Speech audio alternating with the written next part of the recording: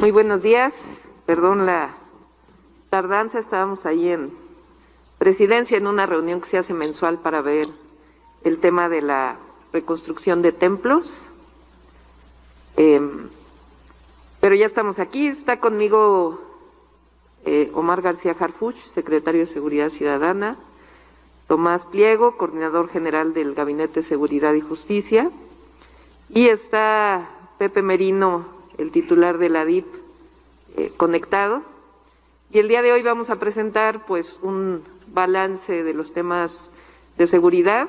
Primero la DIP, la agencia digital, Pepe Merino nos va a hacer una presentación de la tendencia de los delitos de alto impacto, y después el secretario de Seguridad Ciudadana de distintas acciones que se han hecho en la ciudad que explican una buena parte de la reducción de los delitos de alto impacto en la ciudad.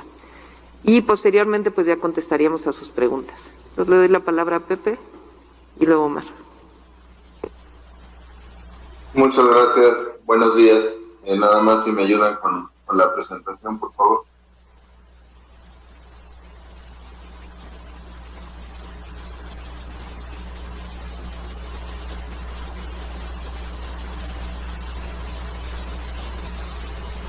Perfecto.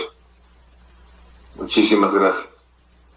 Bueno, este es un primer reporte mensual de incidencia delictiva. Esto cierra hasta el 31 de octubre. Siguiente, por favor. Y resume la tendencia de incidencia en denuncias de delitos de alto impacto en la ciudad. Esto es la suma del total de delitos de alto impacto. Como ustedes ven, hay una reducción en 2020 respecto a 2019 para el mismo periodo de 36%. Y aquí marcamos, por supuesto, el periodo de la Jornada Nacional de Sana Distancia que vivió la ciudad a raíz de la pandemia de COVID. Pero Pepe, si te acercas a tu micrófono, por favor, porque no se escucha muy bien. ¿Ahí se escucha mejor? Ok.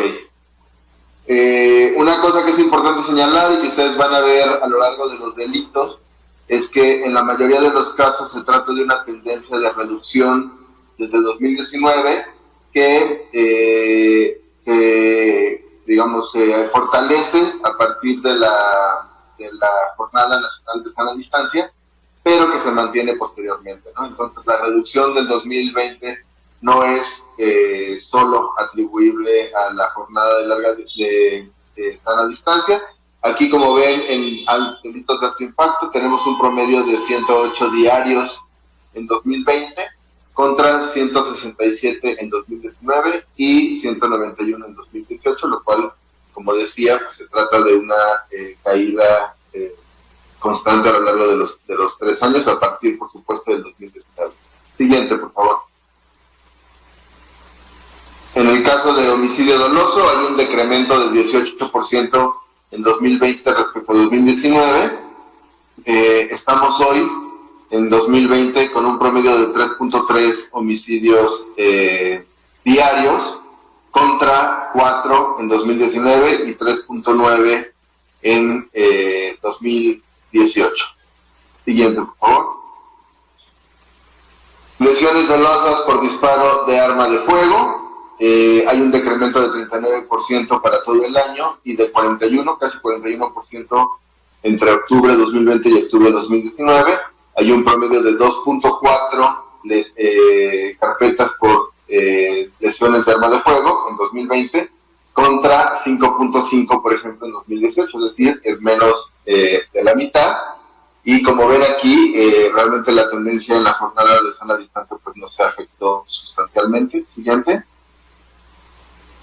Robo de vehículo con violencia, esto es muy importante, es un delito con muy baja cifra negra, ¿no? Entonces nos permite, por supuesto, inferir que lo que estamos viendo en denuncias es realmente lo que está ocurriendo en incidencia. Hay un decremento de 28% entre 2020 y 2019, es decir, del 1 de enero al 31 de octubre, de 56% entre octubre. Actualmente hay en promedio 15.7 carpetas por robo de vehículo diaria. En contraste, en 2018 había 24.8. Siguiente, por favor. Robo de vehículo sin violencia. Denme un segundo, por favor. ¿Ahí se escucha? Ok, perdón, eran los audífonos. Robo de vehículos sin violencia también es un delito de muy baja cifra negra, dado que hay un incentivo por el tema del seguro. Hay un decremento del 27% entre 2020 y 2019, hasta el 31 de octubre, comparando ambos periodos, y de 60% entre octubres. Actualmente hay un promedio de 35 carpetas al día contra 49.5 en 2018. Siguiente.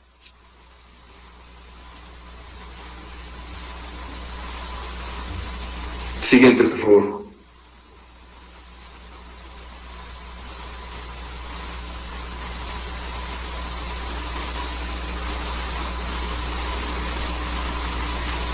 Bueno, el robo a pasajero a bordo del metro, hay una reducción muy significativa.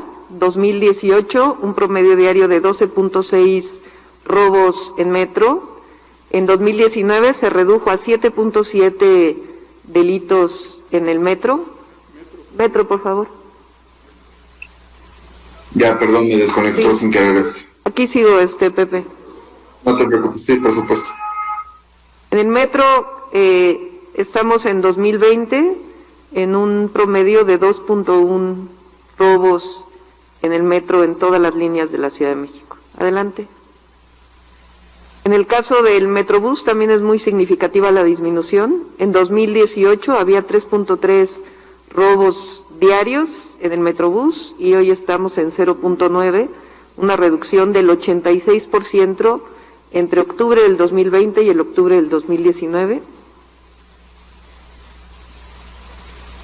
Robo a negocio con violencia, tuvimos un ligero incremento en octubre, sin embargo, si vemos los promedios, en 2018 fueron 12.5, tuvimos un incremento en 2019 y en 2020 estamos en 5.5.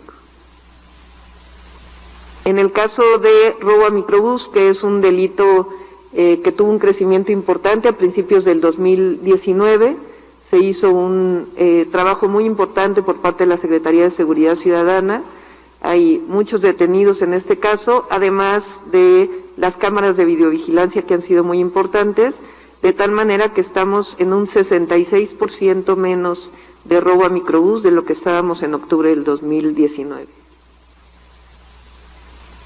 Y en el caso de robo a taxi, es un promedio en 2019 de 3.8 y en 2020 de 1.9, que como pueden ver, pues es una reducción del 88%.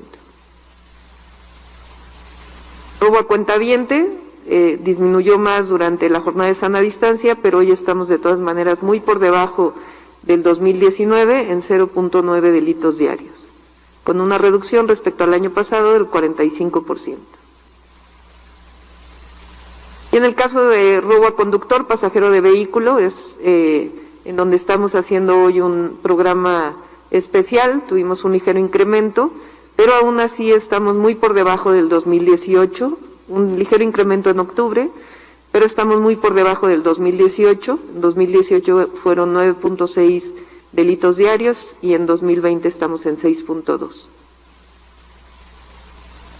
Y robo a casa habitación con violencia, que también tiene una reducción importante, el 22%, respecto a octubre del año pasado y del 20% en acumulado del 2019 frente a 2020. Y robo a casa habitación sin violencia, que también tenemos un promedio muy por debajo de lo que había en 2018, casi 20 delitos, 19.2 delitos diarios de robo a casa habitación sin violencia y en 2020 9.8. Y en el caso de robo a transeúnte en vía pública, este también es muy significativo porque aún con la apertura de la economía se mantiene muy por debajo de lo que fue el promedio diario de 2018, de 2019. Estamos 22.4% por debajo de octubre del 2019 y 36.8% en el acumulado, tomando en cuenta de enero a octubre, del 2019 y de enero a octubre del 2020, con un promedio de 27.5 robos en vía pública frente a 66.4 en 2018. Y robo a repartidor, que también hemos tenido un ligero incremento, pero aún así muy por debajo del 2019, 30.9% de reducción y muy por debajo también del 2018.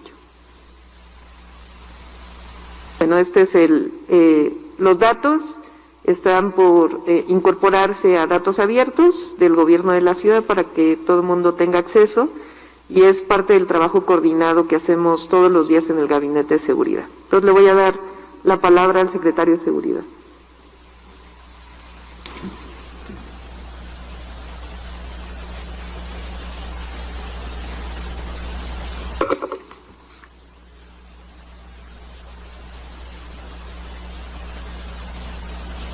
Permiso, doctora. Bueno, como bien lo comentó la doctora, del 1 de enero al 31 de octubre del 2020, la incidencia delictiva en la Ciudad de México registra un decremento general del 36.4% al compararlo con el mismo periodo del 2019 en promedios diarios. Es decir, en 2019 se cometían 166 delitos, mientras que en 2020 ese promedio corresponde a 108. Es decir, están ocurriendo 58 delitos menos por día. Si comparamos únicamente el mes de octubre, existe un decremento del 42% entre los delitos ocurridos entre 2019 y 2020. Sabemos que a veces las cifras pueden traducirse muy frías, por eso, más allá de compartir el porcentaje de disminución, quisiera hacer énfasis en lo que ese número representa para la ciudadanía. En lo que va del año, se han cometido 19,000 delitos menos que en el mismo periodo del 2019. Eso significa menos robos a transeúnte, menos robos de vehículos sin violencia, menos robos a negocio con violencia, menos robos a casa habitación sin violencia, menos robos a pasajero en el metro, y etcétera, así en cada uno de los delitos que se mencionó. Esta disminución también se puede apreciar si analizamos los promedios diarios de ocurrencia de delitos, o la tasa por cada 100,000 habitantes. Lo que es un hecho es que actualmente ocurren menos delitos que los que ocurrían hace un año, y eso es un indicador objetivo de que vamos por el camino correcto. Simplemente necesitamos darle continuidad a esta estrategia implementada, siendo perseverantes, congruentes y determinados en este mismo camino. Por lo que hace a las alcaldías que conforman la Ciudad de México, todas registran disminución en la ocurrencia general de delitos. Sin embargo, de manera periódica se analiza cada alcaldía en particular para estudiar el comportamiento de los delitos de alto y de bajo impacto, lo que nos permite detectar si existe algún incremento en la incidencia de alguno de ellos, permitiéndonos tomar medidas específicas para, en su caso, contrarrestar dicha incidencia. Es importante señalar que la disminución de la incidencia delictiva es resultado de labores de prevención, inteligencia e investigación de la Policía Capitalina en coordinación con otras instituciones, como la Fiscalía General de Justicia, y también con la Secretaría de la Defensa Nacional y Secretaría de Marina y otras instituciones del Gobierno Federal.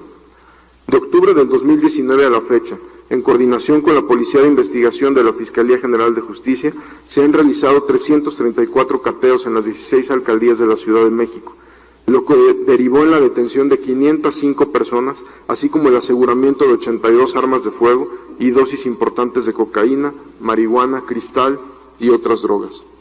De septiembre de 2019 a la fecha, se ha logrado la detención de 65 objetivos prioritarios, generadores de violencia, responsables de homicidios, extorsiones, cobro de piso, despojo de propiedades y robo en sus distintas modalidades.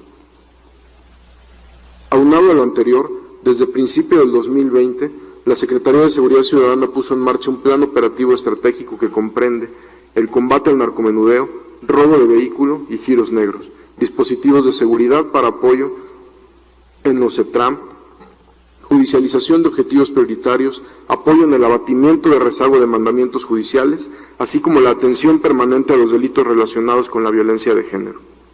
Del 1 de octubre del 2019 a la fecha, se han presentado a 1,254 personas por distintos delitos sexuales ante el Ministerio Público, de los cuales casi el 70% se refieren al delito de abuso sexual. Se ha logrado la detención de 135 sujetos por el delito de violación, violación agravada o violación equiparada, de los cuales 18 fueron presentados por la Policía de Investigación. Adicionalmente, también la PDI dio cumplimiento a otras 6 órdenes de aprehensión de manera reciente por este delito. En otros delitos sexuales están considerados acoso sexual, tocamientos, tentativa de violación, tomar fotografías sin consentimiento, etc.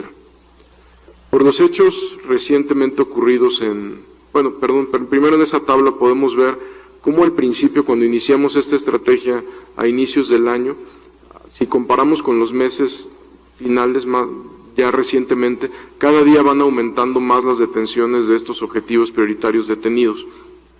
¿Por qué? Esto es por las nuevas facultades que tiene la Secretaría de inicios del año y por las nuevas facultades que tiene la Coordinación de Alto Impacto de la Fiscalía General de Justicia.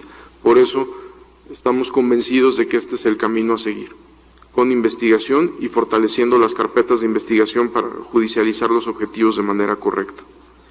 De manera reciente, con los hechos ocurridos en el centro histórico, quisiera comentar brevemente lo que hemos estado realizando. Como parte de este plan operativo, se han implementado acciones concretas y especializadas como dispositivos de seguridad desplegados en la zona centro de la Ciudad de México. En ese sentido, fueron identificados las principales células delictivas que operan en el centro histórico, así como los integrantes que los conforman. En seguimiento a las labores de investigación, varios de ellos ya detenidos y otros en proceso de ser detenidos. En seguimiento a las labores de investigación de octubre del 2019 a la fecha, se han ejecutado 58 diligencias de cateo, esto solo ya en la zona centro, 30 en la alcaldía Cuauhtémoc y 28 cateos en Venustiano Carranza, de las que derivó la detención de 147 personas. De igual forma, se ha logrado la detención de 18 objetivos prioritarios, 12 en la alcaldía Cuauhtémoc y 6 en la alcaldía Venustiano Carranza. Adicionalmente, y a raíz del hallazgo de restos humanos de 2 menores que eran transportados en una carretilla de carga, la SSC implementó 2 operativos. El operativo denominado Móvil Primer Cuadro, el cual fue puesto en marcha del día 2 al 8 de noviembre, a cargo de 110 elementos de la Subsecretaría de Inteligencia e Investigación Policial. El operativo denominado Morelos, en el que participaron aproximadamente 580 elementos de la Policía de Proximidad, Metropolitana, Auxiliar, Dirección General de Servicios Aéreos, mismo que se desplegó ayer con muy buenos resultados.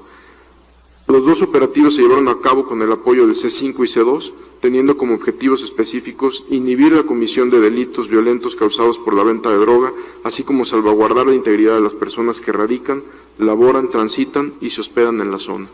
Como resultado de estos dispositivos de seguridad que mencioné, se ha logrado la detención de 64 sujetos. Estos son independientes de todos los resultados que mencionamos hace unos minutos. Esto es solo para el centro histórico y de estos 3 acciones en concreto del 1 de enero a la fecha. De estos 64 se han incluido a 2 sujetos presuntamente vinculados a la desaparición, tortura y homicidio de 2 menores de edad. De igual forma se logró el aseguramiento el día de ayer de 11 personas por delitos contra la salud, portación de arma de fuego, etc. También se detuvieron a 3 personas en posesión de grandes cantidades de dinero, se aseguraron vehículos e inmuebles. Muchas gracias.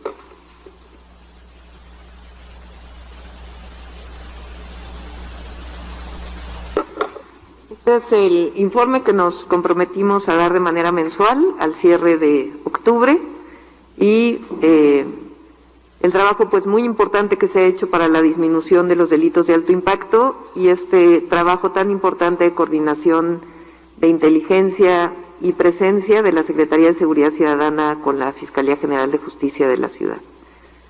Pues sería eso y pasamos a las preguntas. Iniciamos con ronda de preguntas y respuestas. Eduardo Hernández del Universal. Doctora, buenos días. Primero me gustaría saber, si en las diapositivas no sé si están mal los datos, porque en todas tienen el número mayor de incidentes para 2020 y el menor en 2019, entonces no sé si están mal los datos o a qué se debe. Porque decía Robert Anseunte, dice que son 13,253 casos en 2020 y 8,374 en 2019. Entonces, no sé si se equivocaron o así sea. ¿Te puedes poner, por favor?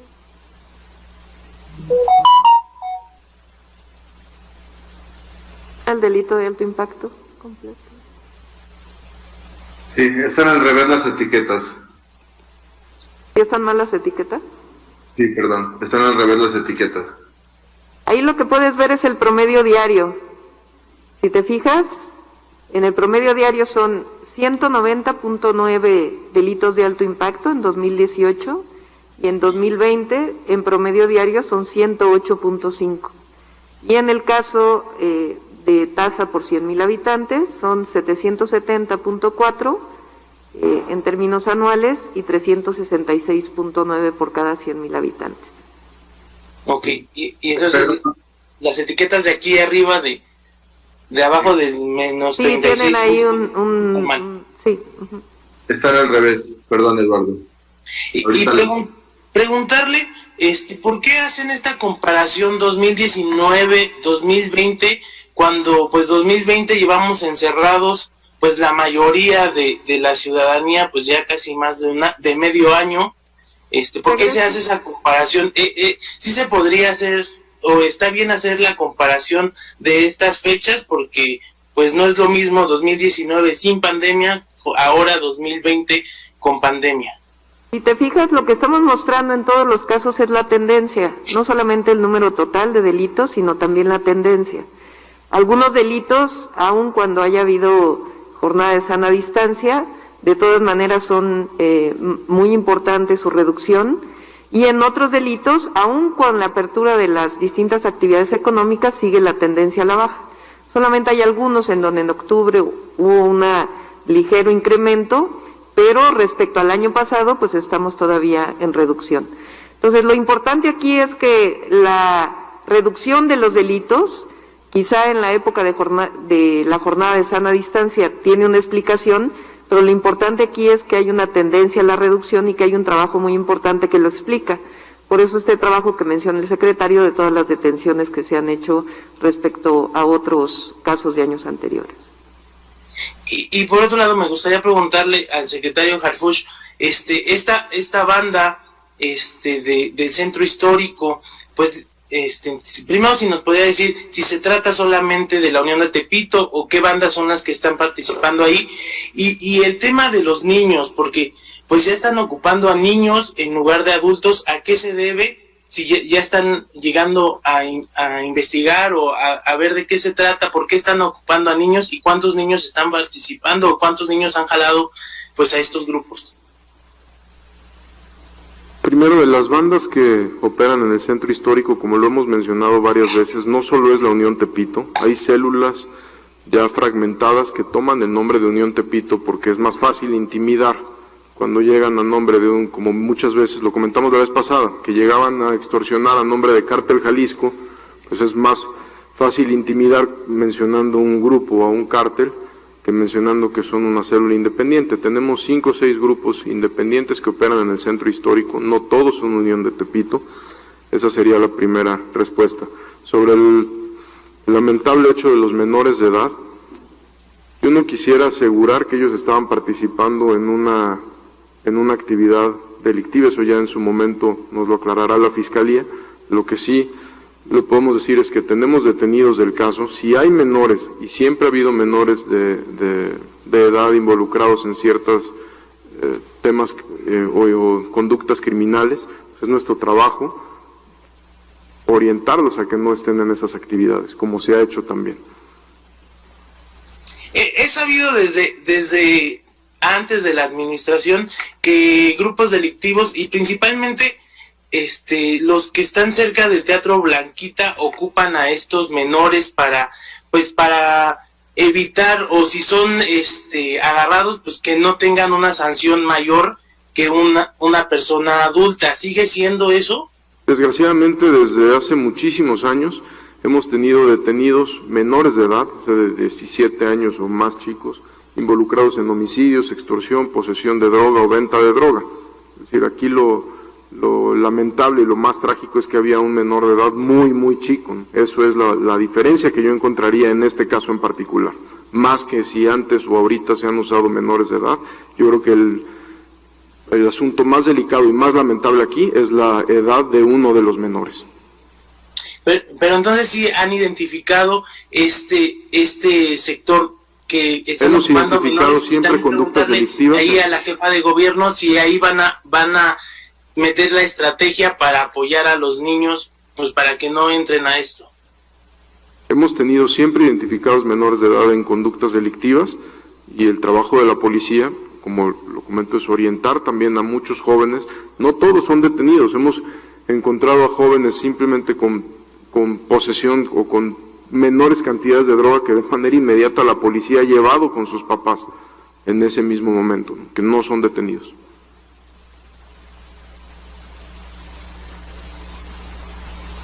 Aquí, si ustedes recuerdan, nosotros tenemos 3 estrategias fundamentales en nuestra estrategia de ciudad segura o seguridad y justicia para la Ciudad de México.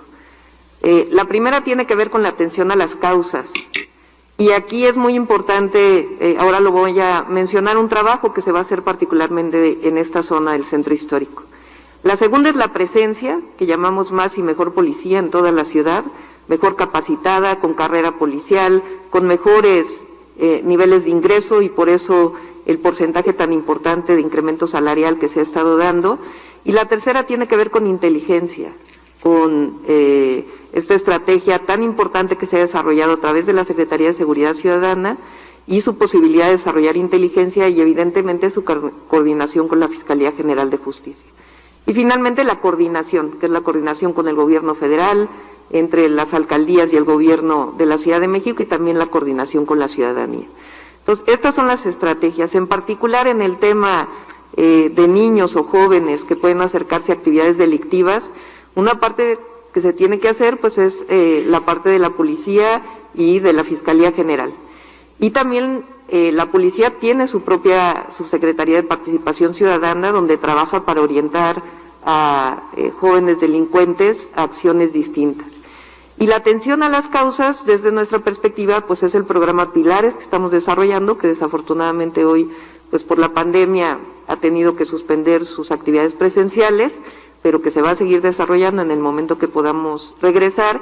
Y por otro lado, algo que mencioné hace unos días, que es este trabajo tan importante que estamos desarrollando en 2 vías. Una, jóvenes o casi niños que pudieran llegar a acercarse a actividades delictivas en el centro histórico y que hay un programa que estamos trabajando con el DIF, con la Secretaría de Desarrollo Social o de Bienestar Social y la propia Subsecretaría de Participación Ciudadana.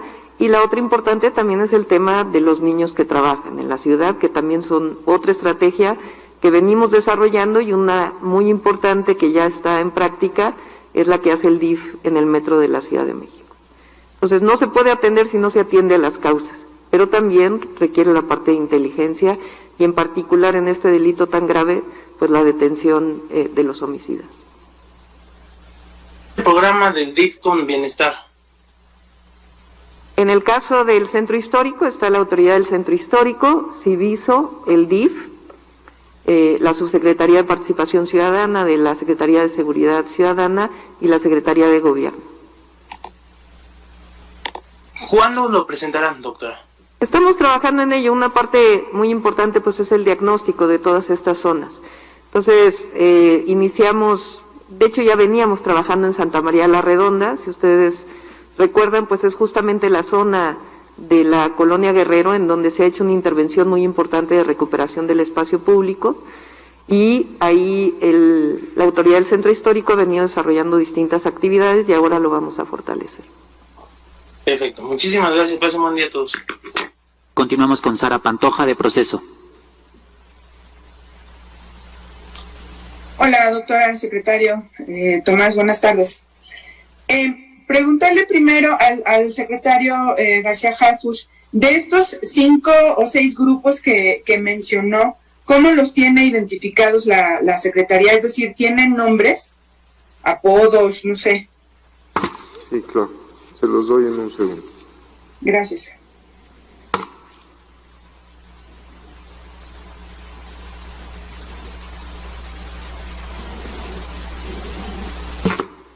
Tenemos primero varias decisiones de la Unión. Tenemos células que eran originalmente parte de la Unión Tepito, que ahorita se dividen en un conocido como Fabián de la Ronda 88, dedicada a la venta y distribución de droga, que era y en su momento fue una célula de la Unión Tepito, otra célula de la Unión Tepito liderada por un sujeto apodado el Chori, otro el Barbas, otro el Dylan, dedicada igual a la venta, distribución, extorsión, cobro de piso, una célula de otro sujeto identificado como Juan Balta, dedicada al despojo de inmuebles y homicidios, otra célula liderada por la familia del sujeto que detuvimos hace unos meses, apodado de Lunares, y unas células más pequeñas.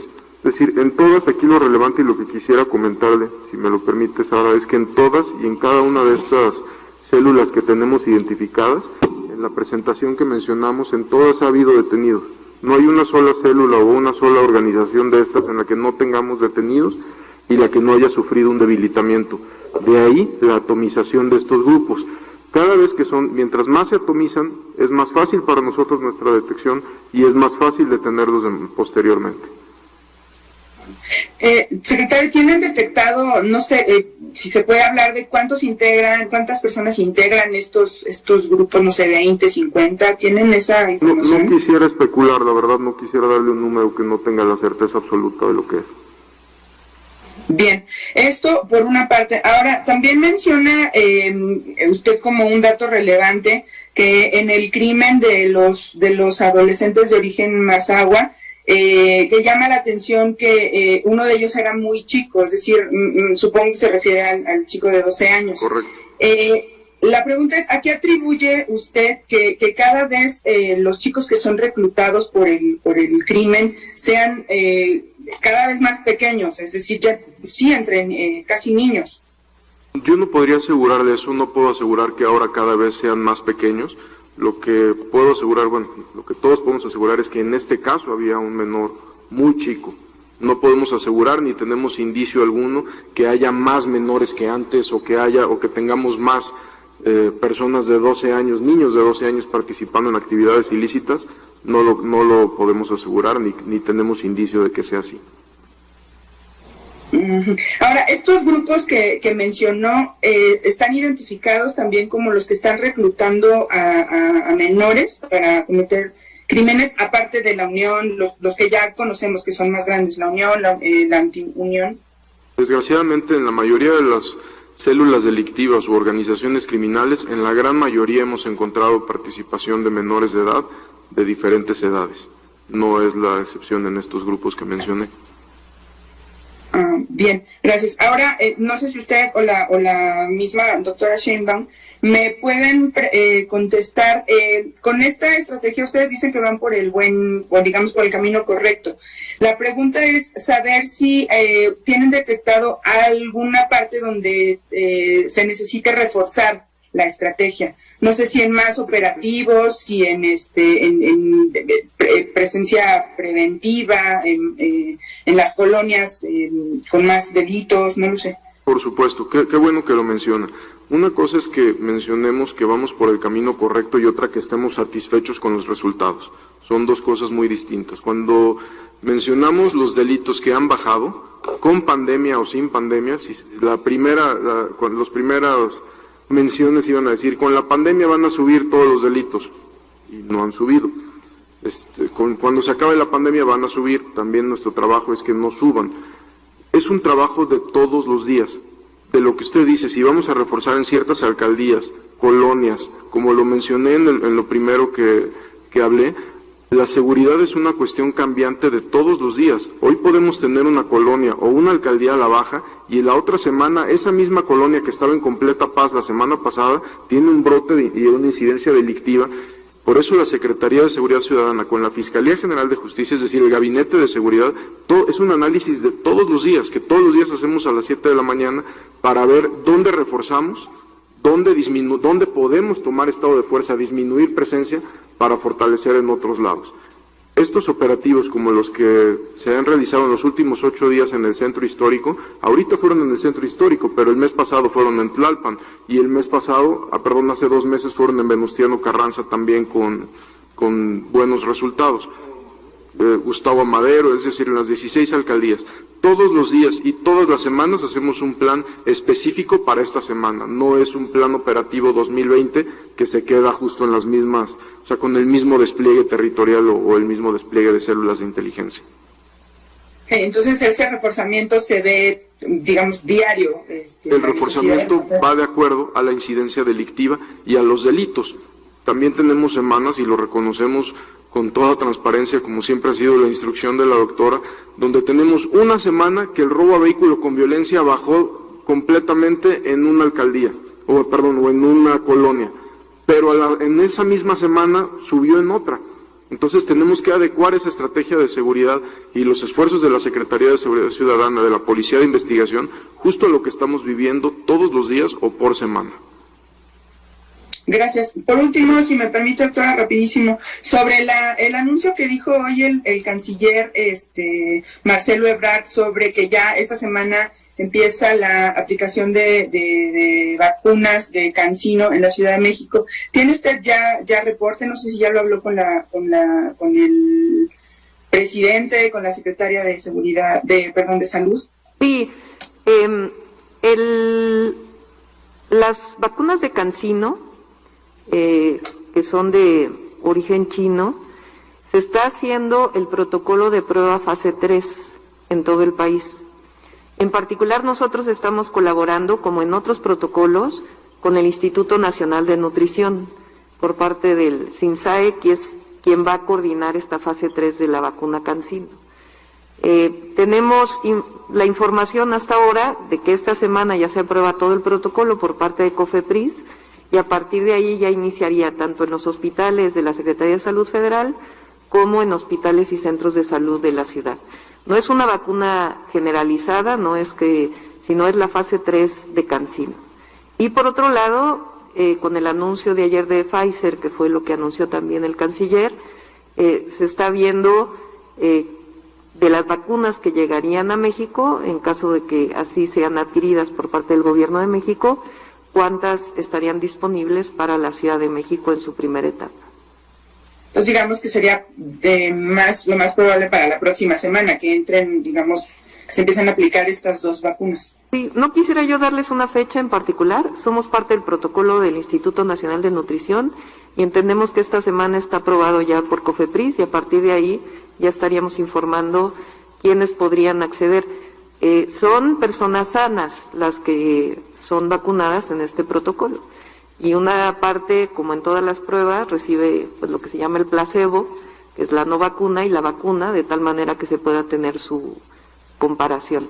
Entonces es parte de un protocolo de investigación, pero masivo, porque pues ya es la fase 3. Bien, doctora, le agradezco mucho, secretario. Gracias. Buenas tardes. Siguiente pregunta, Joana Flores de Asir.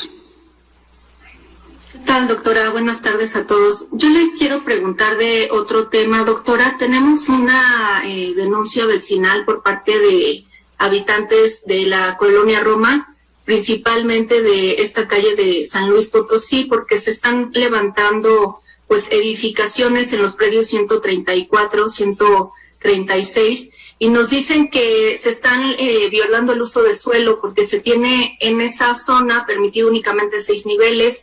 La intención es levantar hasta 10 niveles, cuentan con permisos actuales de la SEDUB, incluso la PAUD no los ha recibido, nadie los ha consultado y están preocupados, doctora, porque también evidentemente esto les está generando una problemática ya en viviendas, dadas las excavaciones profundas que se hicieron para cisternas, niveles subterráneos, etcétera. Ya presentan grietas visibles sus viviendas. Doctora, me gustaría preguntarle, en este caso, también refieren que la han buscado usted a través de Luisa Abreu. ¿Cuál es la respuesta a ellos, doctora, dado que están preocupados por esta situación? Evidentemente rechazan la construcción de edificios de este tipo y sobre todo de 10 niveles, doctora. Tendría que revisarlo, no tengo el caso en este momento, tendría que revisarlo y entrar en contacto con los vecinos. Ya la han intentado contactar a usted, doctora, no han tenido respuesta en ese sentido. Tendría que revisar, como saben estuve 15 días pues atendiendo una buena parte del gobierno, pero suspendí mis audiencias matutinas, apenas las estoy recuperando. Entonces, pues nos pondremos al corriente y entraremos en comunicación si es que así lo han planteado. ¿La PAO también tendría que entrar a revisar esto, doctora? Vamos a revisar exactamente qué es y con gusto les damos toda la información y, por supuesto, a los vecinos. Doctora, nada más insistir, ayer incluso mencionaba, yo sé que hay polígonos, construcciones que decía usted, se pueden, se acercaron muchos, se ajustaron los proyectos y se entregaron algunos permisos. Entendería yo que si tiene actualmente un permiso de la SEDUBI, ya hubo un acercamiento, pero ¿por qué se les va a permitir construir 10 niveles cuando...? No conozco este caso en particular, Joana. Con gusto me informo y entramos en contacto con los vecinos y te damos también toda la información. Para darle seguimiento. Gracias, Sí, por doctora. supuesto. Siguiente pregunta, Carlos Navarro del Heraldo.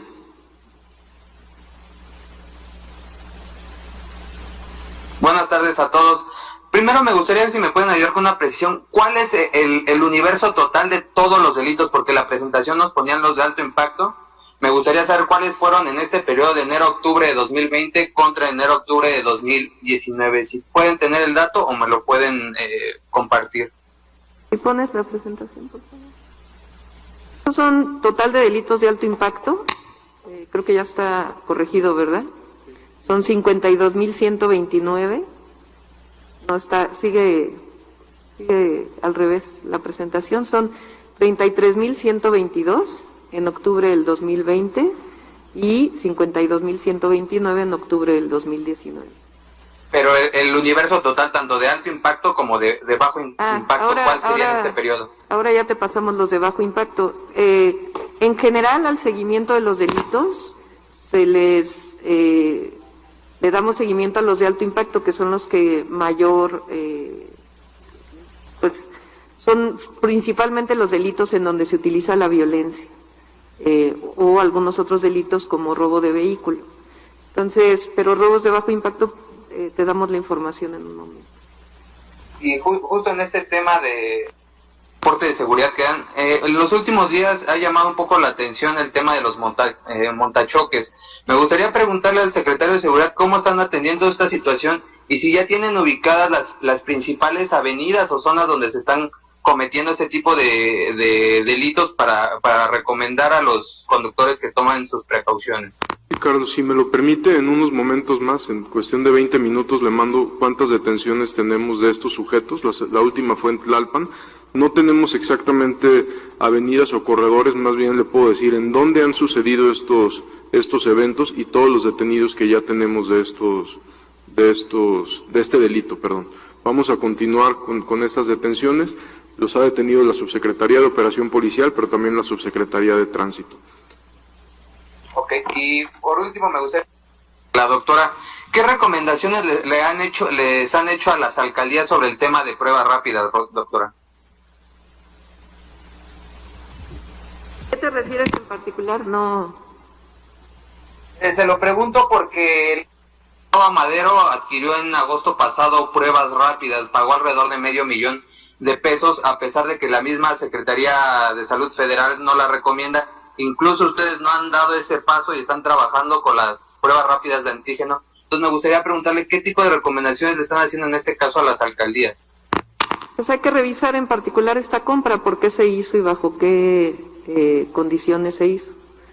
Pues en general, pues evidentemente se orienta a que se adquieran las que han sido aprobadas por el INDRE, por Secretaría de Salud Federal. Ellos nos justifican la misma COFEPRIS, pero incluso el mismo subsecretario López-Gatell recomendaba, decía, ok, es un órgano autónomo COFEPRIS para aprobarlos, pero nosotros no lo recomendamos. Entonces, ¿se va a revisar o qué, en general, ustedes qué recomiendan para las alcaldías? Estamos en comunicación permanente con ellos. Hay algunas pruebas rápidas que en efecto fueron aprobadas por COFEPRIS alrededor de marzo-abril de este año. Y nosotros pues siempre damos los lineamientos generales. Entonces vamos a ver en particular en este caso cuál es la razón por la adquisición y cómo se han utilizado. Nosotros en general seguimos la norma del Gobierno de México. Hemos aumentado de manera muy importante el número de pruebas PCR que se hacen en la ciudad, ustedes lo saben. representó en octubre la ciudad solamente entre el 30 y el 35% de todas las pruebas que se hicieron en el país, se hicieron en la Ciudad de México. Esto nos ha permitido la estrategia territorial para poder ir controlando el crecimiento de la pandemia en la ciudad, obviamente el número de hospitalizados, que es el indicador que creemos es muy importante para no saturar la capacidad hospitalaria. Y ahora estamos pues, en estas nuevas pruebas que son, se podrían llamar rápidas, pero son distintas, son de antígeno, y estaría el resultado de la prueba en 1 hora, porque siempre el retraso de 2, 3, 4 días de una prueba, pues evidentemente puede generar que una persona siga saliendo a la calle, aunque la recomendación que siempre se hace es que cuando se hace la prueba, pues es mejor permanecer en casa. Muchas gracias, buen día a todos. Continuamos con Alberto Cuenca de Capital CDMX.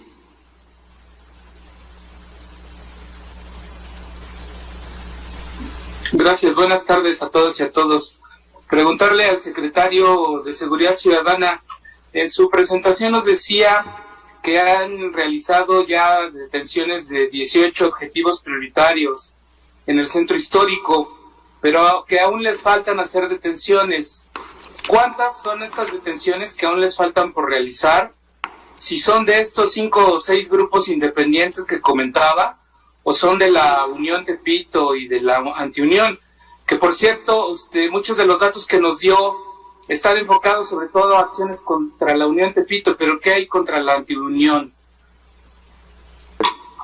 Gracias. De lo primero que me comenta de cuántos nos faltan por detener, como se lo comentaba a Sara hace unos momentos, la incidencia delictiva es cambiante todos los días. Si yo hoy le digo que me faltan 5, en el momento que detenga esos 5, pues van a faltar 10.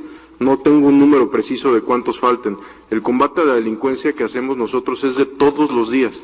Es de todos los días. Nos faltan muchos objetivos y seguramente nos van a faltar siempre objetivos por detener.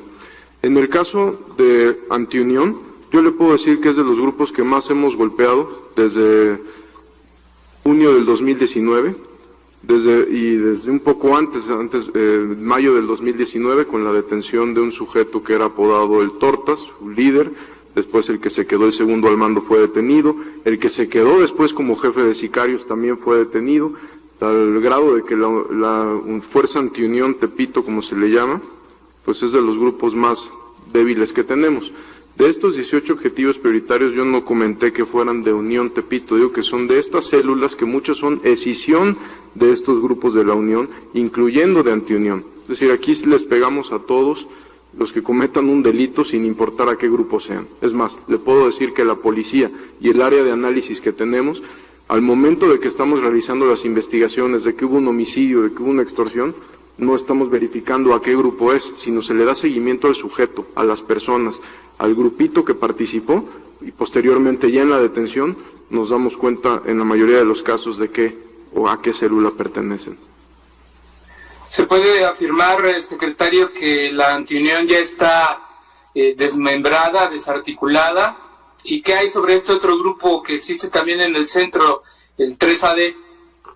El 3AD es una escisión también de Unión Tepito, que en su momento era, cuando la Unión Tepito era una estructura sólida, hace 1 año y medio o 2, todos estos, había varios participantes o integrantes de este grupo. Esos 3AD fueron fundados, si se le puede llamar así, por un sujeto de nombre Lenin, y este grupo es una de las células que tiene este sujeto. No es Unión Tepito, pero son una escisión de la Unión Tepito, que hemos tenido detenciones de ellos también últimamente en Coajimalpa y en Álvaro Obregón, incluyendo servidores públicos. Secretario, destacaba usted de las acciones realizadas ayer a través del operativo Morelos.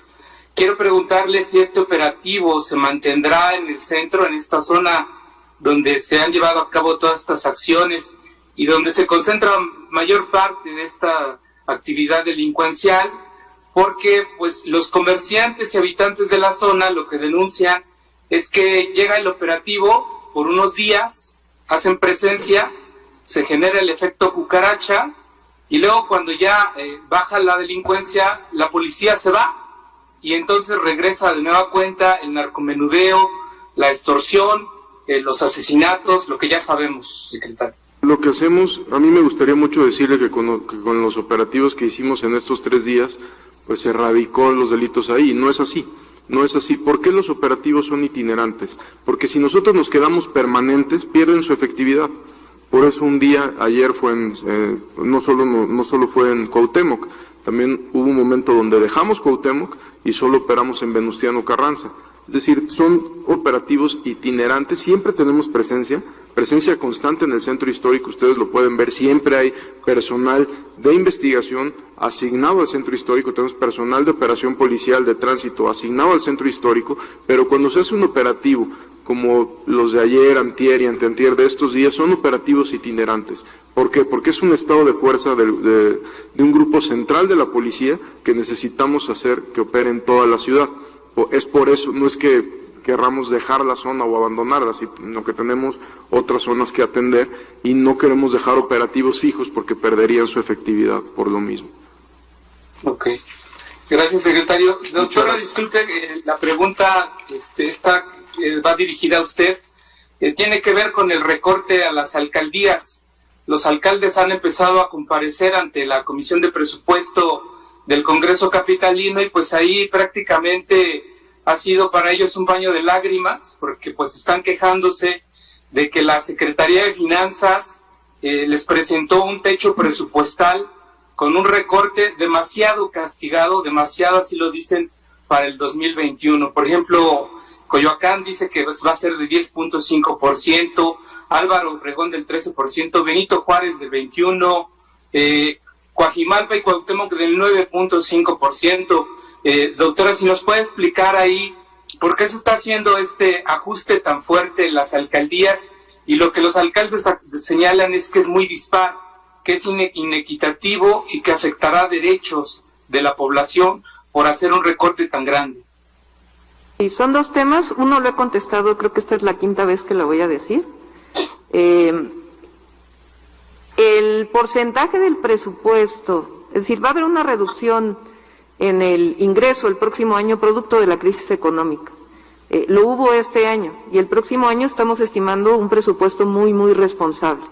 Lo que estamos haciendo es que el porcentaje total de las alcaldías que está establecido en la Constitución se respete y al mismo tiempo que de ese porcentaje de las alcaldías se mantenga el porcentaje original que le fue asignado a cada una de las alcaldías. Entonces, ese es con base en lo cual se hizo el techo presupuestal.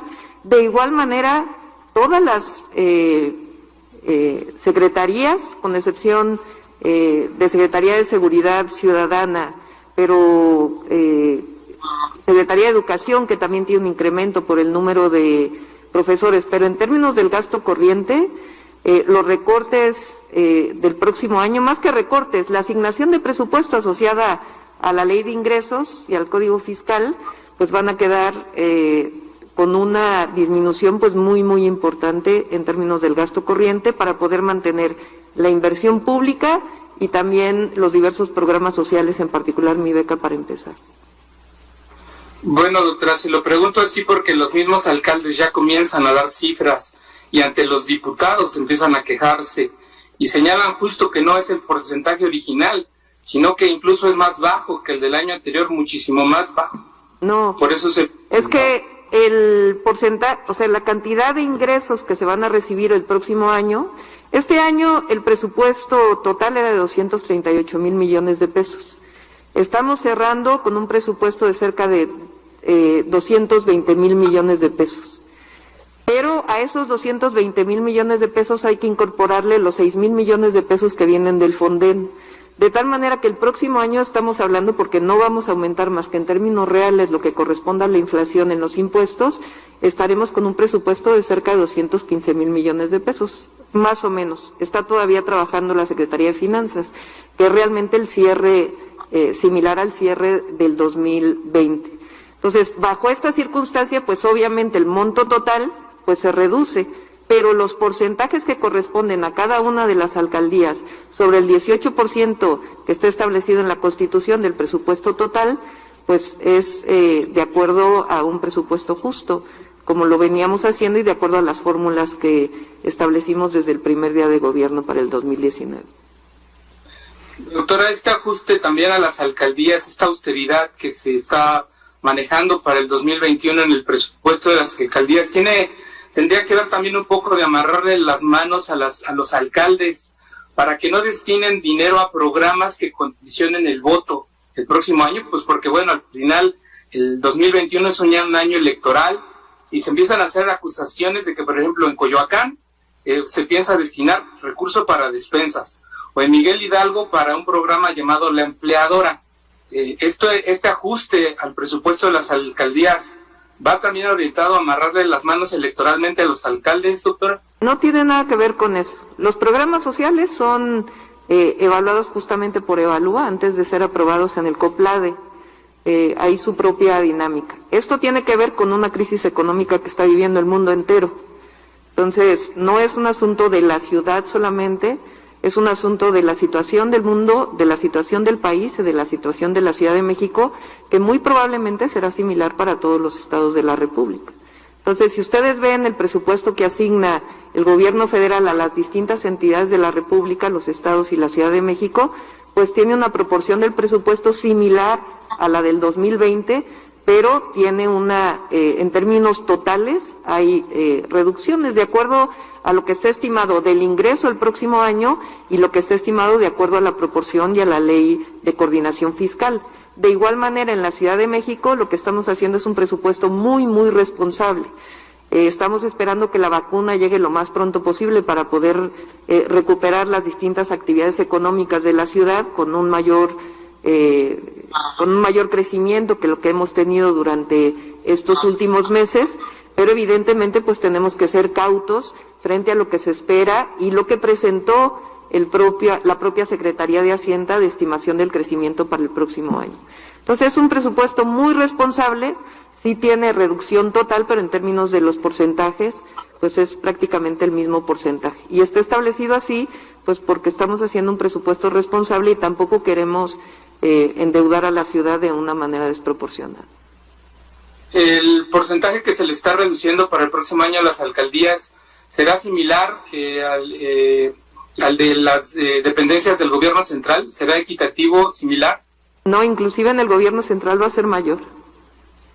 Y hay que recordar, ya lo vamos a presentar en su momento, el presupuesto, la ley de ingresos, el presupuesto de egresos se está elaborando todavía por parte de la Secretaría de Administración y Finanzas de la ciudad, pero sí es importante que pues los diputados, la ciudadanía sepan que no va a haber un incremento de impuestos en términos reales, solamente lo que corresponda a la inflación, y que estamos con un mayor subsidio al transporte público, que ustedes lo saben. El metro de la Ciudad de México lo siguen utilizando alrededor de entre el 55% de las personas que lo utilizaban antes de la pandemia, 45% menos de lo que lo utilizaban antes de la pandemia, y aún así el metro sigue funcionando. Hay que pagar a los trabajadores, tienen su incremento salarial y hay que tener las refacciones y toda la operación del metro. Y eso lo está poniendo el gobierno de la Ciudad de México. Entonces, a partir, pues, obviamente de los ingresos, que son los impuestos de la ciudadanía. Entonces, hemos hecho una administración muy responsable y sobre todo, y lo más importante, pues una administración sin corrupción. Ok. Sí. Gracias, doctora. Buenas tardes. Última pregunta, Rocío González de La Jornada. Hola, buenas tardes a todos. Primero preguntarle al secretario de Seguridad Ciudadana ¿a qué grupo delictivo pertenecen los dos detenidos en el caso de los menores?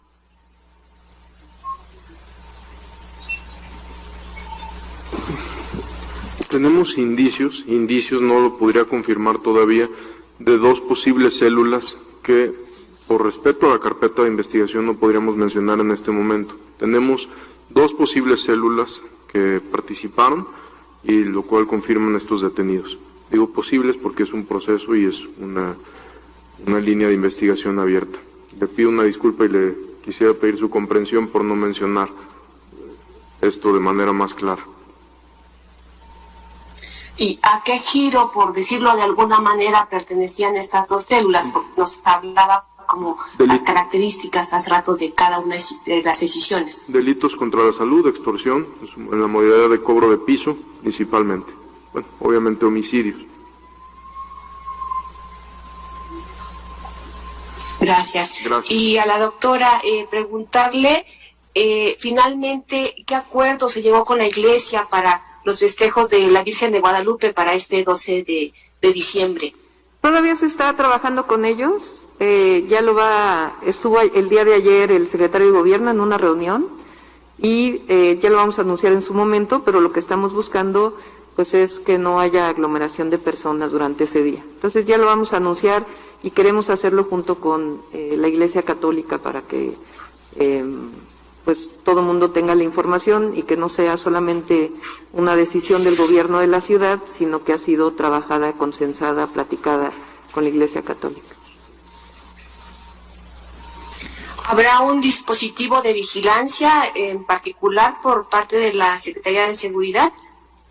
Preferiría yo mencionarlo ya completo, todo el programa que se va a realizar para el 12 de diciembre. Y también, digo, además de la Basílica, pues es común que haya festejos, pues prácticamente yo creo que en cada nicho donde hay una Virgen de Guadalupe, donde también es común que se hagan pues fiestas, reuniones. ¿Qué va a pasar en estos casos, doctora? Nosotros, la Iglesia, de acuerdo a las orientaciones que nosotros damos, va a tomar una serie de medidas, ya lo vamos a anunciar conjuntamente, en particular para la Basílica de Guadalupe. Y en general, si ustedes vieron el comportamiento de la ciudadanía el 1 y 2 de noviembre, pues fue realmente ejemplar. Realmente hubieron muy pocas excepciones y la gente pues está entendiendo la situación en que estamos viviendo. Hay un hartazgo natural que nosotros también entendemos, pero la gente también pues no quiere que haya contagios, no quiere que haya mayor número de personas en los hospitales. Entonces nos toca dar la orientación y en general la ciudadanía ha respondido de una manera pues muy, muy adecuada.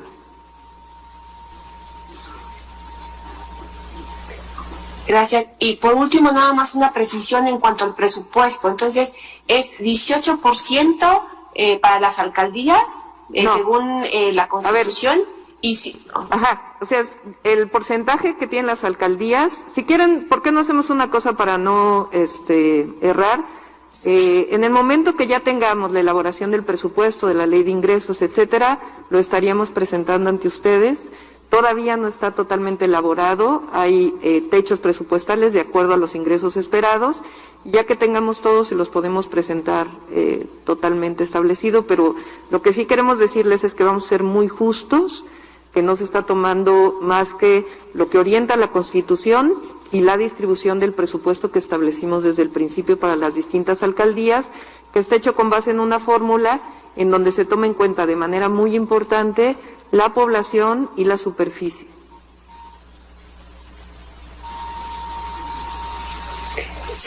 ¿Este porcentaje se complementa entonces con el de la ciudad y la federación? El ingreso de la Ciudad de México... ¿Los fondos que reciben de la federación? El ingreso de la Ciudad de México, a diferencia de muchísimos estados de la República, yo diría que de la gran mayoría, la Ciudad de México es quien más ingresos propios tiene. Y el presupuesto se compone la mitad de presupuesto federal y la mitad de ingresos propios. Entonces, cuando hay una reducción en los ingresos propios de algún tipo de impuesto o algún tipo de derecho, este año, por ejemplo, pues se compraron menor número de departamentos que el año pasado. Entonces, el impuesto que tiene que ver con ello, pues tiene una reducción que es lógico que ocurra en un año pues tan difícil económicamente como el que vivimos. Entonces, pero todo es muy transparente, tanto en el cierre del presupuesto de este año como en la construcción del presupuesto del próximo año, y vamos a ser muy responsables en la distribución y muy justos sobre todo.